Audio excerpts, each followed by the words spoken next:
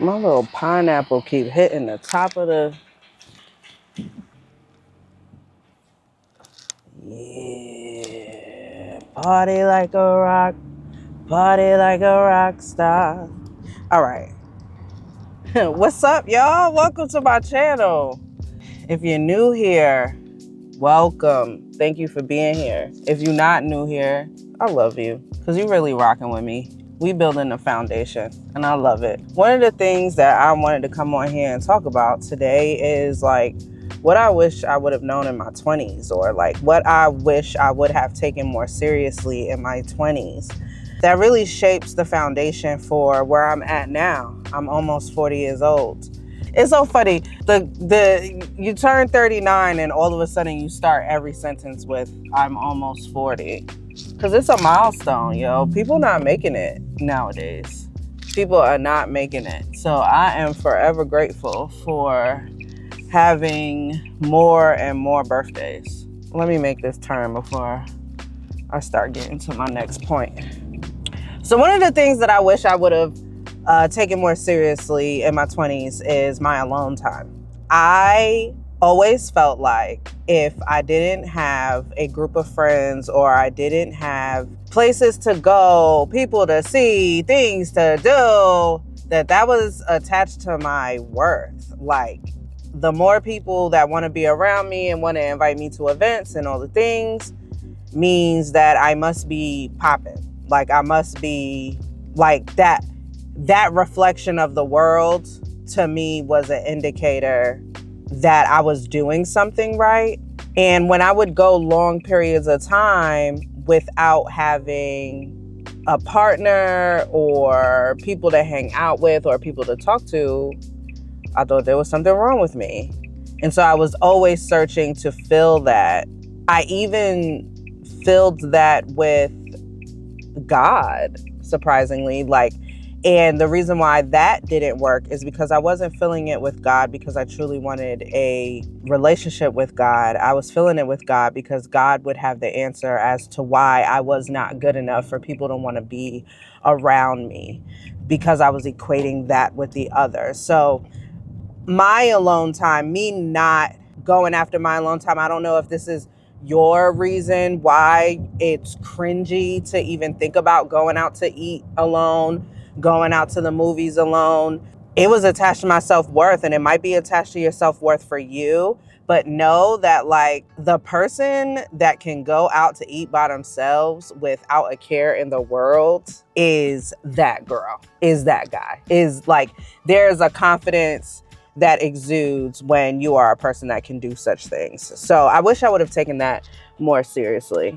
The second thing that I wish I would have taken more seriously was my credit. There are things that I'm trying to work out and get together now that I'm more versed when it comes to finances, and I have a need and a desire to want to do better financially. I want to be financially fit, so I'm tackling certain things. And I had a mother that like set me up for some type of success with my credit.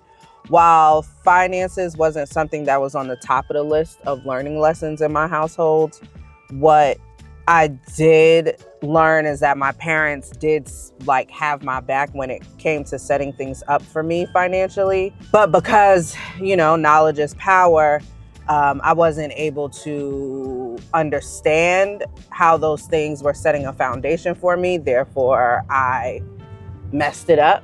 You know what I mean?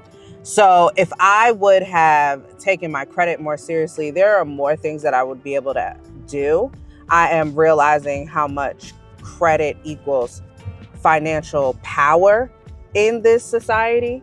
I personally have seen how experiences in my life have shifted because I've had access to credit. And so learning how to use that responsibly, I wish I would have taken that more seriously in my 20s. So that it would be able to set something up for me, like now.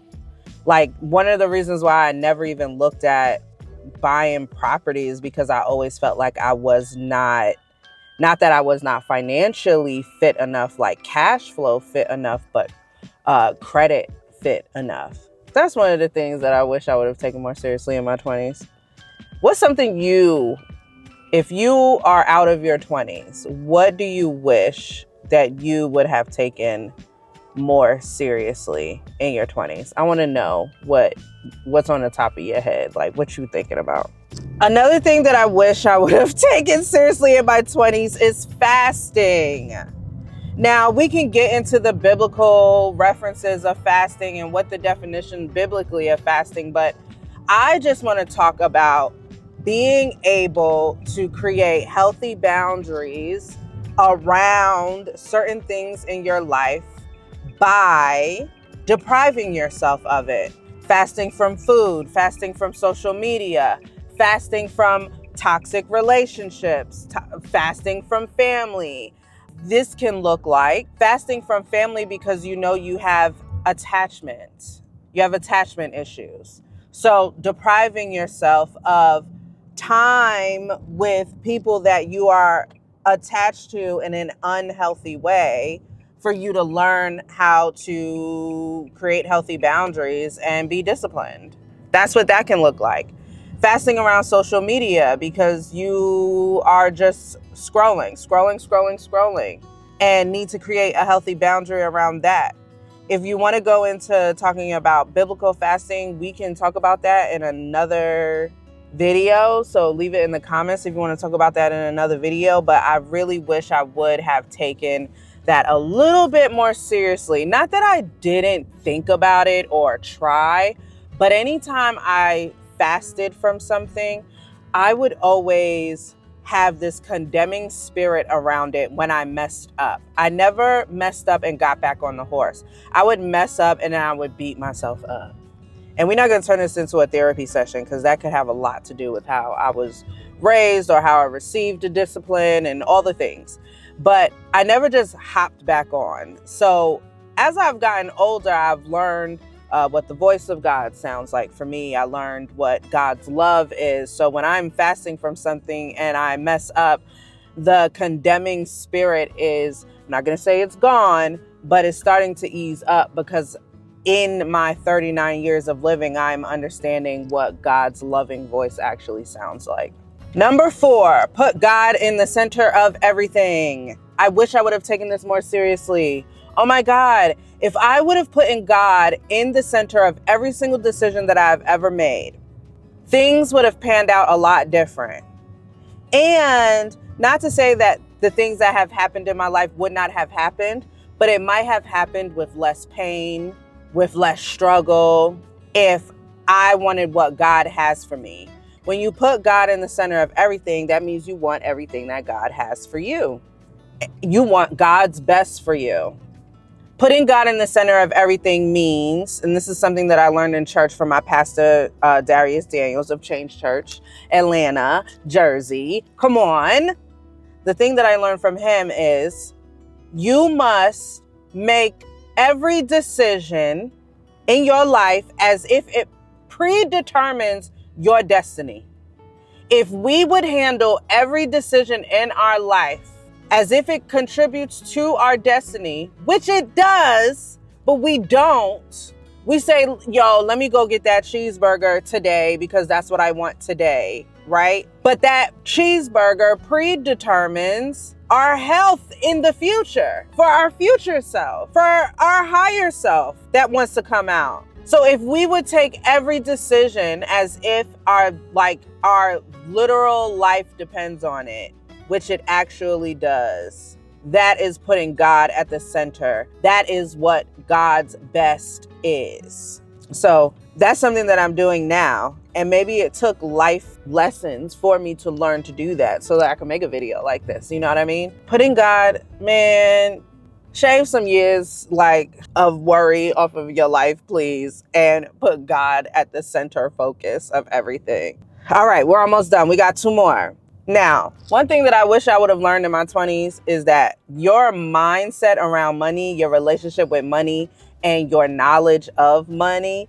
is more important than hustling. Let me say that again. Your mindset around money, your relationship with money, and your knowledge of how money works is more important than hustle. You got to let your money work for itself. It's about automating your business if you want to be an entrepreneur. How do I do less hours and make more money? That's how the rich get richer. How do we know how money works for us? We read books.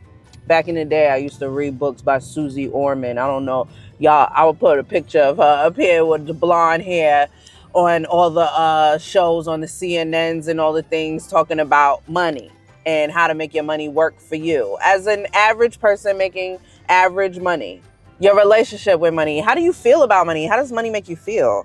Does money make you feel icky? Does money make you feel good? Does money make you feel like you want to give? Does money make you feel like you are in abundance? Does money make you feel like you're greedy? What is your relationship around money, and what is a healthy relationship around money? A healthy relationship around money looks like this. I know what money means to this society. Money is a resource. Money is something that I need to live and survive in this world. Money is something that I earn so that I can provide resources for me to live. That is what it is. Do I want to make more money to provide a better life for myself, my family, those around me, and those in need? Yes, that is my relationship around money. So understanding whatever it is that your relationship is about money, how you feel about money, learning how to make money work for you, that is going to change the game for you in your 20s and set up a foundation for the next 20 years of your life. One of the reasons why I'm even making this video is because it feels like the decisions that you make in your 20s set you up for the rest of your life or the next 20. Like this 10 sets you up for the next 10. That's how I feel about 40. Like what I do at 40 sets me up for the next 10 years.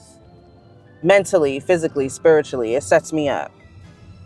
So these are the things that I wish I knew. Last, dating shouldn't be a distraction. Dating shouldn't be a distraction is twofold. There were times that I was dating and I looked at dating as a distraction, as falling in love would be a distraction. It would knock me off of my goalpost or like whatever my focus was. I felt that if I fell in love, that all of a sudden nothing else would matter but that love, and I wouldn't get the things done or achieve the goals that I wanted to achieve. That's how I would feel when I was dating. Then there was this fear of just dating overall being a distraction. Even going out on a date to get to know someone was a distraction. So with that, in my 20s, I wish I would have just taken one day at a time. Like whatever is going to be is going to be.